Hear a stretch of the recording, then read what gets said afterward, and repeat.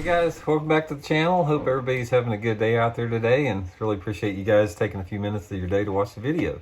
And today I'm going to give you guys real good juice on finesse jig, specifically a jig trailer modification that I use on a finesse jig that will definitely get you more bites. It'll definitely make your bait look a lot better, and I think you're going to really enjoy this modification once you see it. But real quick before you guys get into the video here, just want to remind you guys couple different housekeeping tips. First of all, if you guys are interested in any on the water lessons with me, I take people out Table Rock Lake, Stockton Lake, give detailed on the water lessons all day long. You guys can shoot me a private message on my Facebook page, Randy Block, a professional angler, and I can answer all those questions. And also just the weekly reminder, if you guys are interested in becoming members of my channel and you want to go a little bit further and help and support the channel and you like what I'm doing here, just go on my YouTube channel, the main page, go on the About section, click Intuitive Memberships, and it gives you all the information about that. I give make additional videos and aren't seen by the public, offer my personal email address for your own private fishing questions. And like I said, if you like what I'm doing here, that's a great way to help out the channel and help out the family here. Much appreciated. Okay, let's get into this jig trailer modification that I do here. And I've talked about finesse jigs a lot in the past, guys, and I'll continue doing so because finesse jigs and jig fishing, like I said, I've always said before, they are second only to jerk baits in how complex of a lure category it is, because there's so many different variables in jig fishing, because you've got half a dozen different jig types, and then you've also got the variable of the skirts, the colors, the strands, the trailers, the trailer colors, trailer profiles. It goes on and on. Specifically, what I'm going to give you guys a good tip today, and I'm going to show you one of my secrets again a little bit, share with you guys about how I modify my favorite finesse jig trailer to catch more bass. So anyway, let's talk about it here. I'm going to show you just a typical finesse jig right here. It's just a ball head finesse jig. Typical finesse jig.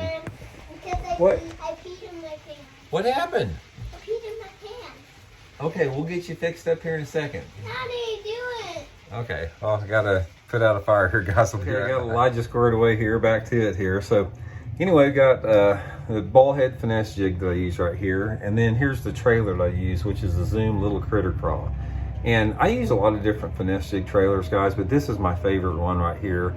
Also will include the Baitworks link in the description. If you guys want to get some of these, you can order them through Baitworks. I'll ship them right to you. It's a good way to help the channel also. And what I'm going to do with this little critter craw is I'm going to show you how to modify it. And I'm going to show you the difference here. First of all, let's put the bait on like this, stock. And most people fish bait stock. There's, especially guys that are starting out, they don't really know how to do modifications. So most people use a bait stock right out of the bag, and this is what it looks like stock, just like that. And that'll catch fish, don't get me wrong, you can catch them like that.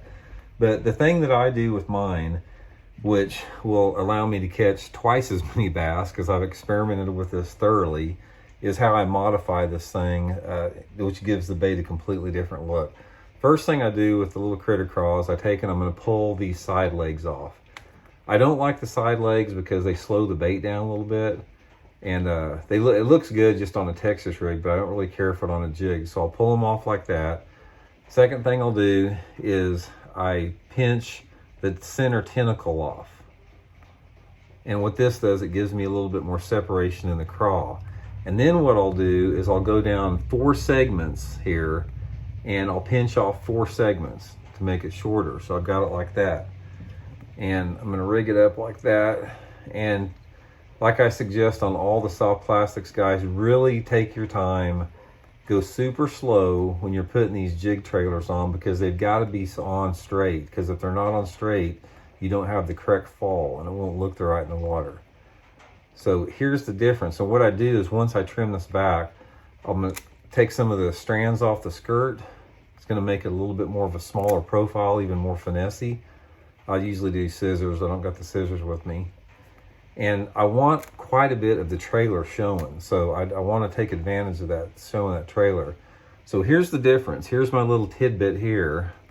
My little trim down tidbit, the jig, like that. And here's the one that's stock out of the pack. Now this is the same jig and same trailer, but you can see just with that modification I gave you, the difference in the look of this thing. You know, it's a completely different look, completely different profile. And you know, this right here to me, it resembles the size of the crawdads that most bass feed on. Most bass like about a 2.5 inch, 3 inch crawdad, which this is it.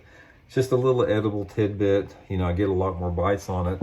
And you don't go down in size. You'll still catch good fish on it by going that. So anyway, guys, just take your finesse jig, get your Zoom little critter crawl in there, trim it back the way I showed you. I like to fish at like 12 to 15 pound fluorocarbon line.